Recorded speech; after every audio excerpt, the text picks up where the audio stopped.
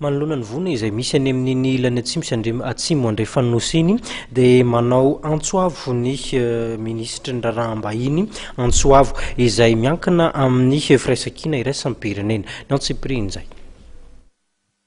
Namela takaitra mafy ny fandalovan'ny Rivodoza Arona tany amin'ny tapany atsimon'ny nosy ka dia nanao antso ho an'ny firaisan-kina iraisam-pirenena ny avy eo anivon'ny ministeran'ny raharaham-bahiny ny tolakandro teo.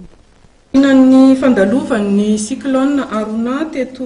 Madagasikara izay namela takaitra maro dia maro tany amin'ny faritra atsimo sy ny faritra atsimo atsinana Madagasikara dia misy ny antso amin'ny firaisan-kina iraisam-pirenena ataon'ny ministeran'ny raharaham-bahiny izay miantefa amin'ny masoivo iraisam-pirenena eto Madagasikara sy ny masoivoan'ny Madagasikara any ivelany. Efa maro ny vaovao azo tany amin'ny Bureau national de gestion des risques et catastrophes na ny BNGRC izay ho ampitaina amin'ny masoivoantsika any ivelany sy ny vondrona iraisam-pirenena eto Madagasikara. Amin'ny varavarana voalohany fiaraha-miasa iraisam-pirenenan'ny ministeran'ny raharaham-bahiny dia raisiny adidy ny mampahafantatra ny vondrona iraisam-pirenena eto Madagasikara sy ny masoivoantsika any ivelany amin'ny fivoaran'ny toetra rà eo amin'ny fanarenana ny loza izay najanon'ilay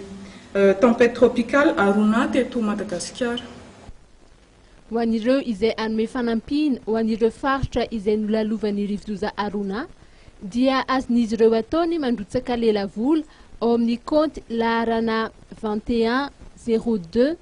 02 81 222 50 PFVSG Antaninarenina amin'ny anaran'ny BNGRC